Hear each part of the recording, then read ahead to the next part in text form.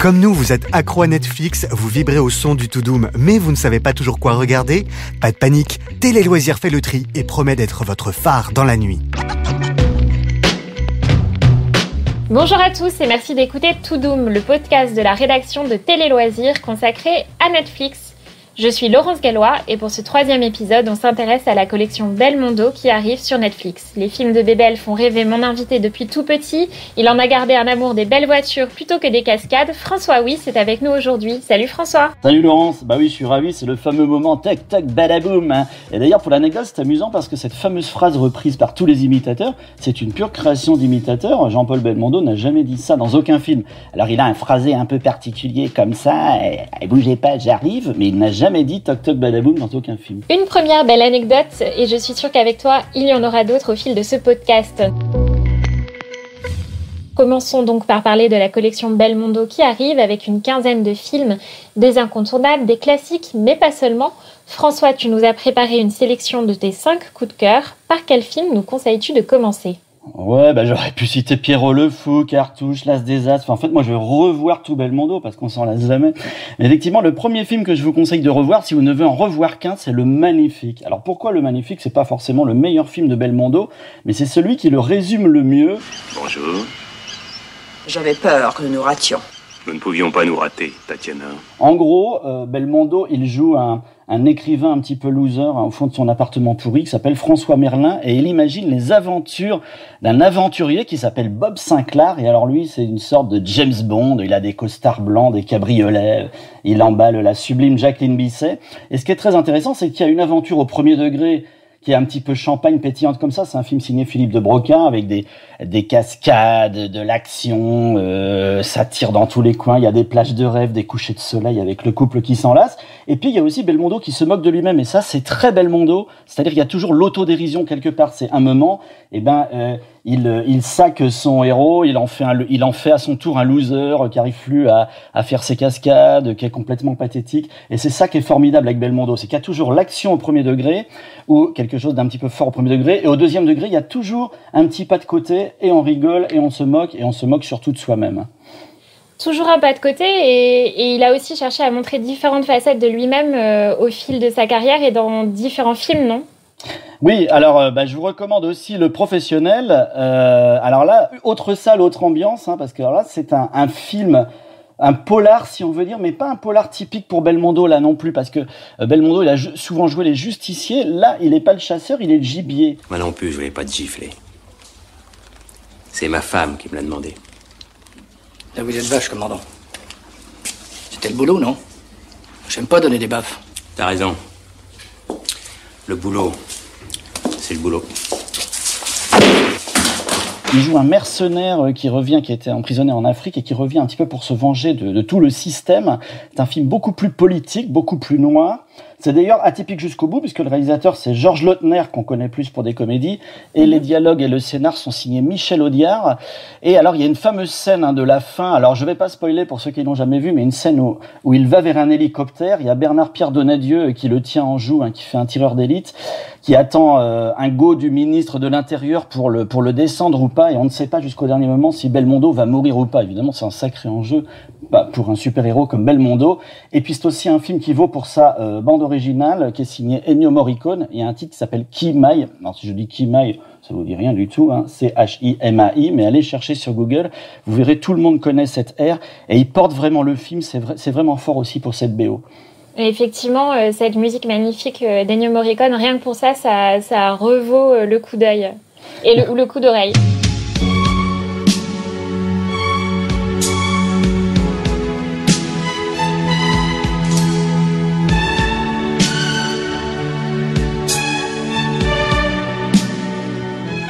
Est-ce qu'on peut aussi trouver des films un peu moins connus de Belmondo sur Netflix ?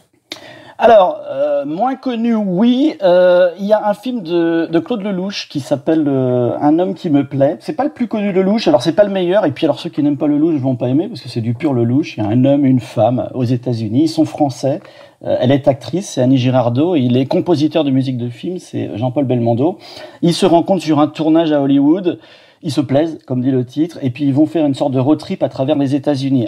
Ah, tu vois, t'es pire qu'une bourgeoise. Parce que même nu, tu gardes tes mains sur les seins. Un prétexte pour prendre du soleil. Avoue que ce n'est pas banal. Ce film, il vaut le coup d'œil parce que déjà, il y a des beaux paysages américains. Par les temps qui courent, on est tous confinés, ça fait du bien. Il y a des grands paysages, il y a des scènes un peu lelouchiennes, un peu barrées. À un moment, il y a une haie d'honneur d'Indiens sur des chevaux autour d'une voiture dans laquelle il y a nos deux héros. Voilà, il y a des trucs un petit peu comme ça. Il y a une scène de western qui est complètement étonnante. Il y a aussi un moment où on voit comment on fait une musique de film, puisqu'il est compositeur de musique de film. Et en fait, le vrai compositeur, c'est Francis Lay, et c'est très étonnant. Avec là encore une BO qui est très agréable à écouter. Voilà, signé Francis Lay.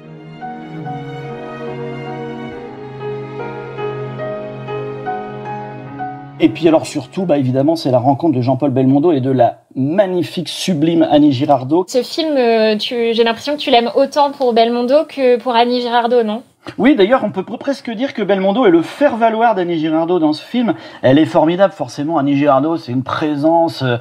comme ça, une gueule, des expressions, c'est une magnifique comédienne. Elle avait d'ailleurs eu une love story avec Claude Lelouch dans la vraie vie, et d'ailleurs c'est un peu ça qui est mis en scène dans le film, comme toujours chez Lelouch, il y a des passerelles, et elle est un petit peu le pendant féminin de Belmondo et Delon dans les années 70, donc rien que pour ça vaut le coup d'œil, parce que c'est vraiment le choc de... l'expression est souvent galvaudée, mais des deux monstres sacrés français des années 70. Deux salles, deux ambiances, on passe du road trip aux États-Unis à un Belmondo en soutane pour le prochain film dont tu voulais nous parler. Ouais, c'est Léon Morin prêtre, alors adapté d'un livre prix Goncourt. Léon Morin prêtre, c'est un film de Jean-Pierre Melville du début des années 60. À l'époque, Belmondo, il n'a pas encore fait de film d'action, il n'a pas tourné L'Homme de Rio et tous ses films policiers. Il est plutôt dans du film d'auteur, hein. Il a fait Pierrot le Fou avec Godard. Il n'a pas encore fait Un singe en hiver non plus. Et ce film, en fait, est une adaptation d'un livre qui raconte une histoire très ambiguë entre un prêtre en soutane, joué par Belmondo, et une veuve qui est en phase de conversion et qui n'est pas insensible au charme de l'ecclésiastique, qui est joué par Emmanuel Riva. Bien sûr, tous les hommes de votre âge sont partis. Vous êtes bien un homme de mon âge. Moi, c'est pas pareil.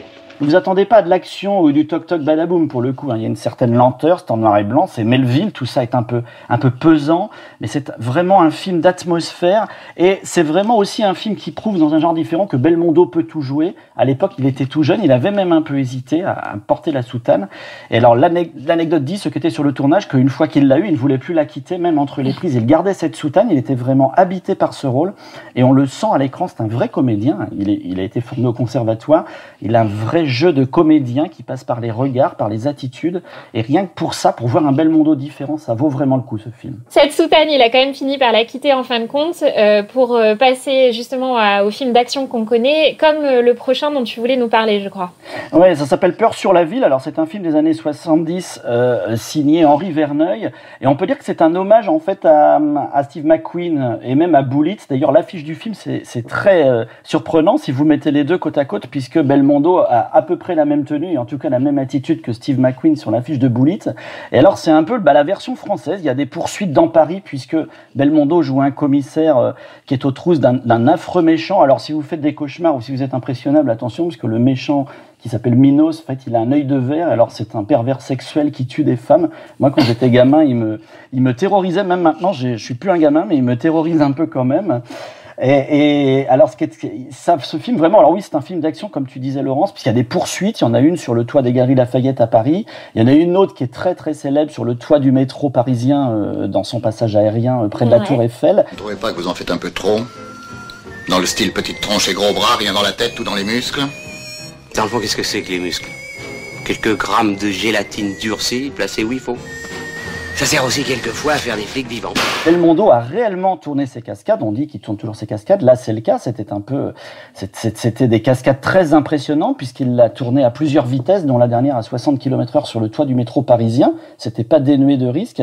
Et d'ailleurs, je me permets une petite anecdote amusante. C'est quand il a tourné cette scène, un agent de la RATP lui aurait dit: "Oh, bah, dites donc, monsieur Belmondo, moi, pour 20 000 francs, je ferai jamais ce que vous faites." Et Belmondo aurait répondu: "Eh ben, moi, pour 20 000 francs, je le ferai pas non plus." Voilà. Donc, je vous dis 20 000 francs, ça vous donne un peu l'époque. C'est un peu daté, hein, c'est du polar de papa, ça a plus de 40 ans maintenant, mais voilà, c'est pour voir ce qu'on savait faire dans les années 70 pour faire un peu sur les modèles américains. Et là aussi, à nouveau, une BO d'Ennio Morricone qui est très prenante et qui participe beaucoup aussi à l'ambiance très angoissante de ce film policier et d'action des années 70.